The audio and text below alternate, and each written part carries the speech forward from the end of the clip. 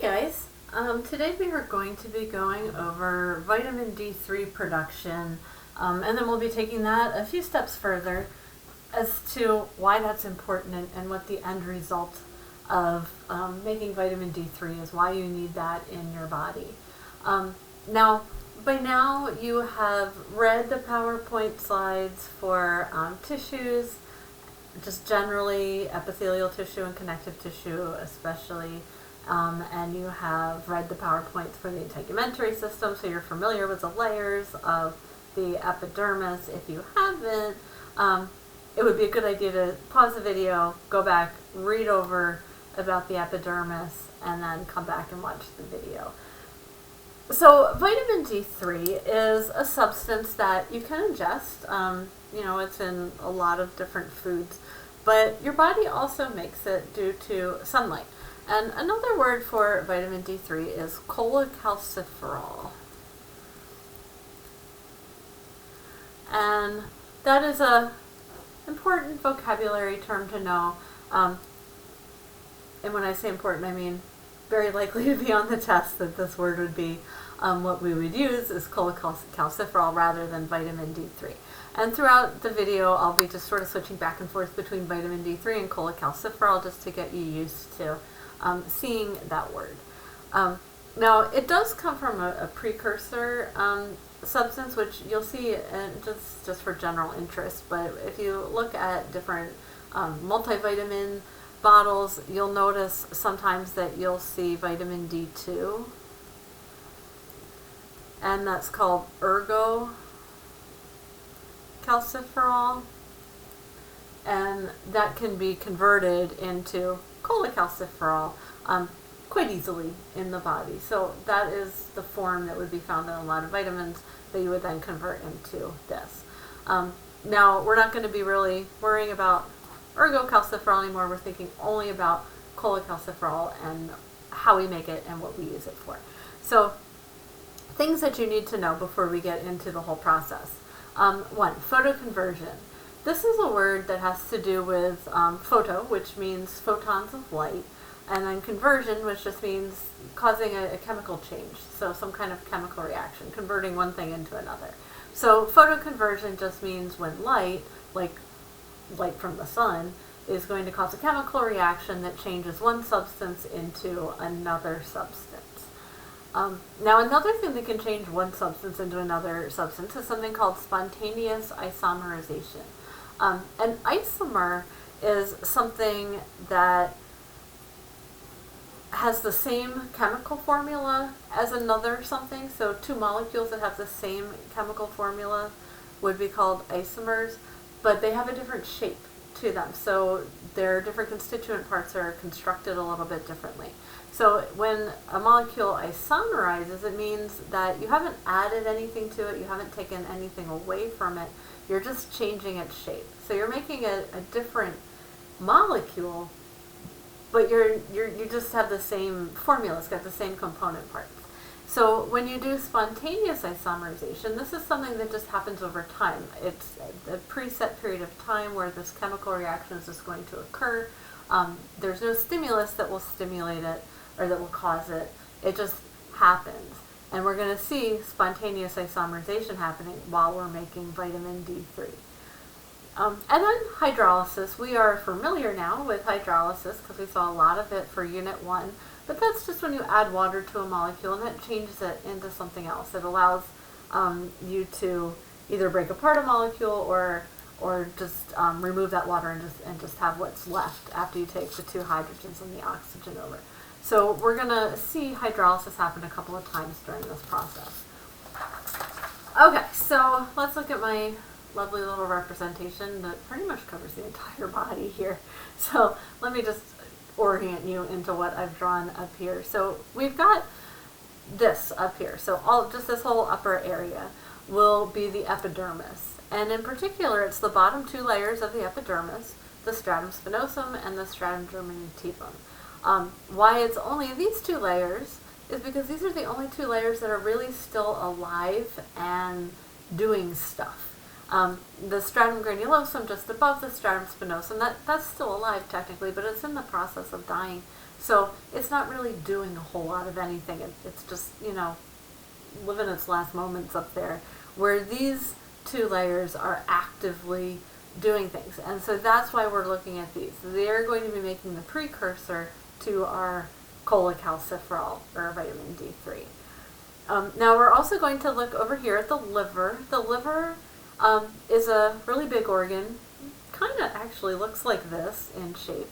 And the cells inside of the liver are called hepatocytes, and they're going to play a role in converting our cholecalciferol into something else that's going to be a more usable form by the body. Then we have the kidneys over here, which are also going to do hydrolysis here, just like the liver is, where we're going to convert our intermediary product into something else, which is our final situation, our final chemical that we're going to want out of this whole process. And then down here we have the intestinal epithelium, and this lines your gastrointestinal tract, specifically in your intestines, and it will absorb any calcium that you have eaten.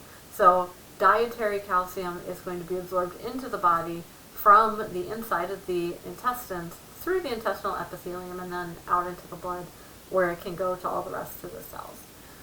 Okay, so that's the parts. We have the bottom two layers of the epidermis, we have the liver with our hepatocytes there, we have the kidneys, and we have the intestinal epithelium. So what's happening in all those different parts? So for the stratum spinosum and the stratum germinativum, they are making something called 7-dehydrocholesterol. This is a fat-based product, so cholesterol makes you think of fatty acid sort of thing. And this is just a very specific kind of cholesterol, and it's just made by the cells of the stratum spinosum and the stratum germinativum. Now, that is photoconverted into pre-vitamin D3. That could also be called vitamin D2, that ergocalciferol, but pre-vitamin D3 will do us for now. So remember, photoconversion means when light hits it, it changes the shape of it. So this photoconversion is happening when you have sunlight touching your skin and hitting that 7-dehydrocholesterol. Is going to change the shape of it, cause a chemical reaction that gives you our pre-vitamin D3. Now, pre-vitamin D3 is going to hang out in those lower layers of the epidermis for 10 to 14 days or so, and at that point, it spontaneously isomerizes. So just no stimulus other than just that certain period of time that's past that 10 to 14 days, and it's going to change shape, and it's going to change shape into cholecalciferol. That's our vitamin D3. Now the vitamin D3, the cholecalciferol, is going to diffuse out of the stratum spinosum and out of the stratum germinativum into the connective tissue below, so into the dermis, where we have blood vessels, because remember, we don't have blood vessels up here in the epidermis, because that's epithelial tissue. We have our blood vessels in the connective tissue of the dermis. So this cholecalciferol diffuses into the connective tissue of the dermis, gets in the blood, and it travels through the blood, and it's eventually going to make its way to the liver. And once the hepatocytes in the liver get a hold of this cholecalciferol, they're going to do hydrolysis on it. So they're going to be adding water to it. And once they do that, they're going to change cholecalciferol into something called calcidiol. And now we're sort of linking just this situation of the compound made in the skin with hormones, things that are traveling through the blood and having effects on other cells. And we're essentially making that switch as we go from cholecalciferol into calcidiol. So calcidiol then, leaving the liver, once it's made by the hepatocytes, it's going to go into the bloodstream, and it's going to make its way eventually to the kidneys. Here we just have one drawing, you would have another on the other side. But the kidneys, there are cells in the kidneys there that can also do hydrolysis, so they can also add water to the calcidiol. So we have a second occurrence of hydrolysis happening. But this time we're taking the calcidiol and we're turning it into calcitriol. And that was what we wanted right from the start, all the way from the beginning. We wanted this. And this is a hormone. And it's going to go into the bloodstream, which is what hormones do. It goes into the bloodstream, and where it's going to have its effect is in the intestinal epithelium. And what it does is it binds to receptors on the intestinal epithelium, and it causes them to express little proteins on their cell membranes, and these are calcium binding proteins, and they do exactly what they say they're going to do. They bind calcium, and they allow the cell to endocytose that calcium, or pull in the calcium, transport the calcium across that cell membrane into the cell. So here's the calcium that you ate, however you ate it, whatever food it was in. Broccoli maybe has calcium, or various kinds of milk. Almond milk has a lot. Anyway, the calcium is in your intestines. It binds to those calcium binding proteins, and then it's transported into the cell membrane. So now it's in the intestinal epithelial cell, and then out the other side into the blood, where it can travel through the blood and get out to your tissues and your other cells. So that whole process was really just so you can absorb calcium from your diet. If you don't have calcitriol, you cannot make these calcium binding proteins, so it's very difficult to move the calcium into the intestinal epithelium cells. It's very difficult to absorb calcium from your diet. And if you don't have calcium, in your body, you're going to end up with really weak bones, because calcium is what is put into bones, into the bone matrix, to help make it strong. So if you cannot absorb calcium, your bones are going to suffer from it. And they can break easily, they can be very brittle and porous, and this is not a good thing, obviously. Now, when that happens because of a lack of calcitriol, which is caused by a lack of vitamin D3, if your bones are weak and brittle because you don't have this process going on, that's called osteomalacia. So osteomalacia would be weak, brittle bones, easily broken,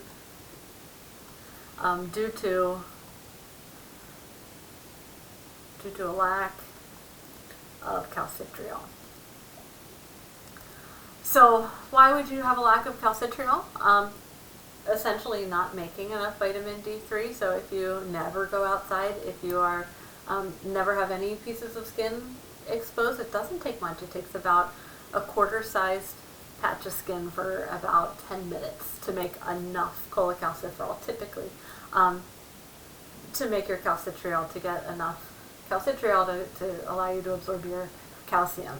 But let's say you are, wearing, you're very conscientious about your sunscreen, which is a good thing to be, because skin cancer is a very real danger too. Then maybe that's essentially blocked off. So maybe you're not making enough cholecalciferol, and that is a thing that's happening a lot, where people are getting kind of deficient in their vitamin D3, which means that they're getting deficient in calcitriol, which means they're getting deficient in calcium, because of wearing sunscreen, because people are much more conscientious about it. And that's not to say don't wear sunscreen. You should wear sunscreen. You do not want to get skin cancer, but it would be saying something like ingest more D3. So, any sort of food that has vitamin D3, like I mentioned, broccoli, almond milk, soy milk, dairy products, things like that, all have vitamin D3 supplements. So just making sure that you get enough. And when you get your yearly physical, you'll know if you have enough vitamin D3. They test for that. Okay, so that is our vitamin D3 lecture. Make sure that you know the steps to it, the chemical reactions, what these things mean, what would happen if you had a lack of vitamin D3 and calcitriol, and exactly how it works, so how the calcium binding proteins allow you to absorb calcium from your diet. Okay, so that's it.